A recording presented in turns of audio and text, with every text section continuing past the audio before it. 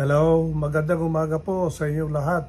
Dito naman po inyong kaibigan at kapatid na si Lolo Ben na nagbibigay sa inyo ng araw-araw na balita, kuro-kuro, pananaw at obserbasyon na nangyayari dito sa ating bansa, Pilipinas.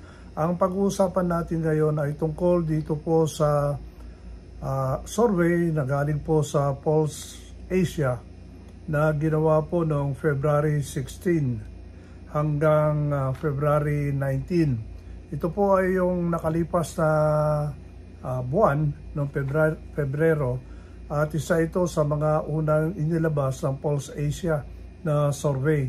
Siyempre ang kanilang kinausap ng mga tao ay hindi naman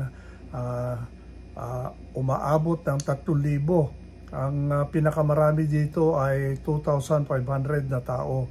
At least nakikita nila kung ano talaga yung nakikita sa mga tao na kinakausap nila at binibigyan ng mga forms at questions kung ano yung nakikita nilang kanais-nais sa kanila. So babasahin ko ngayon ang listahan ng resulta ng Pulse Asia noong February 16 to 19. Ang number 1 po ay si Erwin Tulfo, pangalawa si Bongo, pangatlo si Lito Lapid, pang-apat si Tito Soto, pang-lima si Ben Tulfo, pang-anim si Bong Revilla, pang-pito si Pia Cayetano, pang-walo si Ping Lacson, pang-siyam si Bato de la Rosa, pang-sampo si Manny Pacquiao, pang-11 or 11 si Abi Binay at sa 12 posisyon ay si Willie Revillame. Ngayon naglabas ng panibagong survey na naman ang Pulse Asia survey noong nakalipas lang ng mga araw. At ito po ay nakuha noong February 20 up to February 26. Yung last week po ng huling linggo ng nakalipas na buwan, February. Ngayon, ang babasahin ko na naman sa inyo kung ano yung listahan na nandito na inilabas ng Pulse Asia. Ang number 1 na po ay si Bongo, yung Senator Bongo, at ang pangalawa ay si Erwin Tulfo. Ang pangatlo po ay si Tito Soto. Siya po ay umangat ng isang rank mula number 4 to number 3. Ang number 4 po, pang-apat, si Bong Revilla. Nung unang nilabas sa survey, number 6 siya, ngayon number 4 na siya. Ang number 5, si Senator Bato de la Rosa. Dati number 9 siya, pero siya na ngayon ay number 5. Ang pang-anim, si Willie Revillame. Dati number 12 siya, ngayon number 6 na siya. Si number 7, si Ben Tulfo, dati number 5 siya at bumaba siya ng 2 ranggo, kaya naging number 7 siya. Ang number 8 ngayon ay si Manny Pacquiao. Dati number 10 siya, umangat siya ng 2 datos o 2 ranggo. Ang number 9, si Lito Lapid.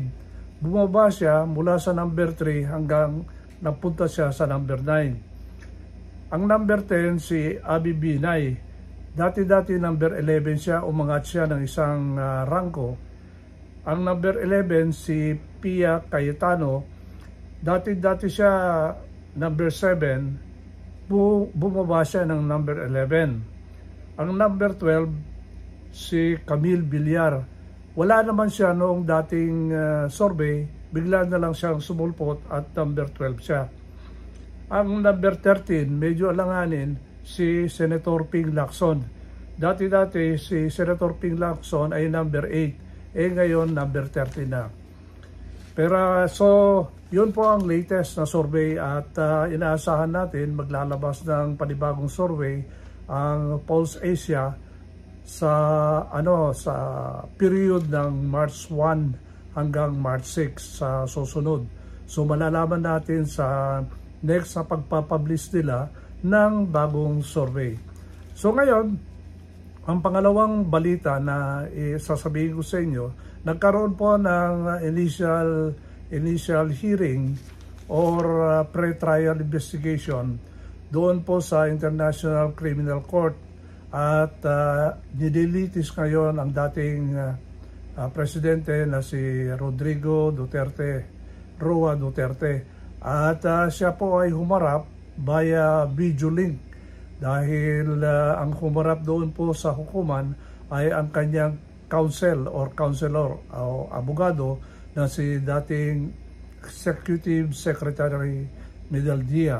At sinabi ni Medel Dia, ang defense niya doon ay sinabing kinidnap at pinorse na pumunta ng The Hague ang dating presidente.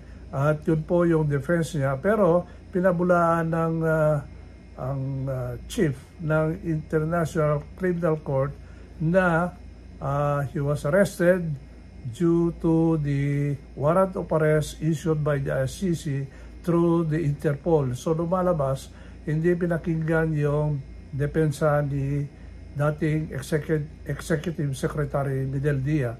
At nandoon po yung si dating President Rodrigo Duterte at dumating din doon si dating spokesman na si Attorney Harry Roque kasama si Senador Robin Padilla at ang kanyang anak na si Vice President Sara Duterte. At nagbigay sila ng interview doon at siyempre sila po ay nandoon para alalayan yung dating presidente natin na si President Rodrigo Duterte.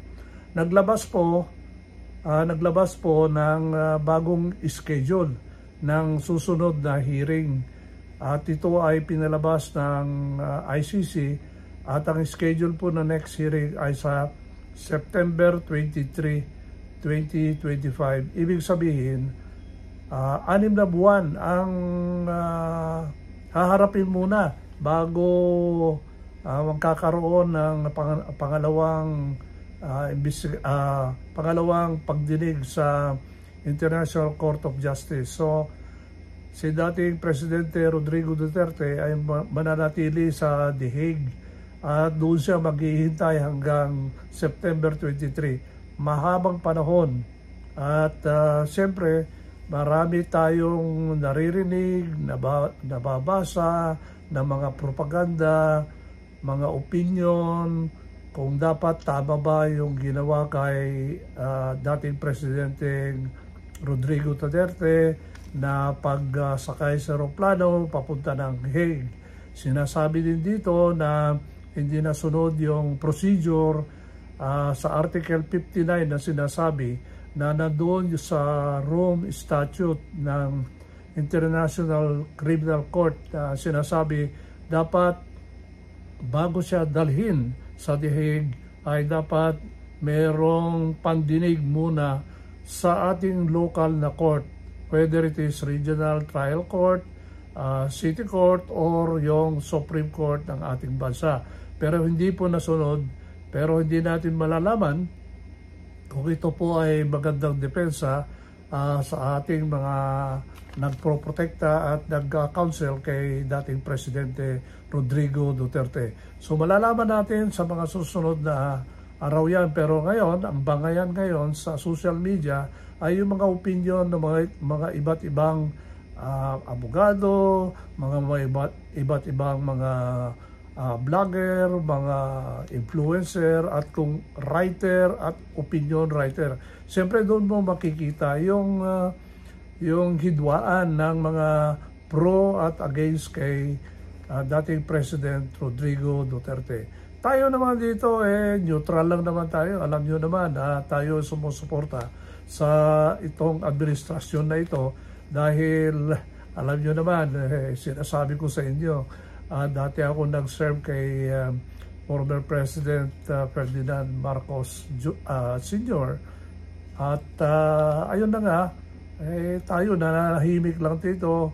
Nag-serve tayo sa Armed Forces of the Philippines at nag-serve din ako sa Presidential Security Command at National Intelligence and Security Authority noong panahon po ng dating President Ferdinand Marcos. Tayo po ay nagbabasa lang at hindi tayo nakikihalo sa politika dahil tayo naman ay simpleng mamamayan na lang.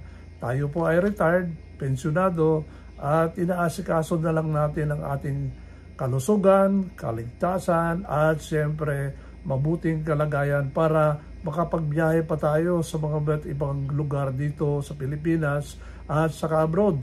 So yun na lang ang ginagawa natin. Mag-enjoy, walang negative, good karma lang. Pagkatapos alagaan ang sariling katawan para hahaba pang buhay natin at i-enjoy natin ang ating buhay habang nandito tayo sa lupa.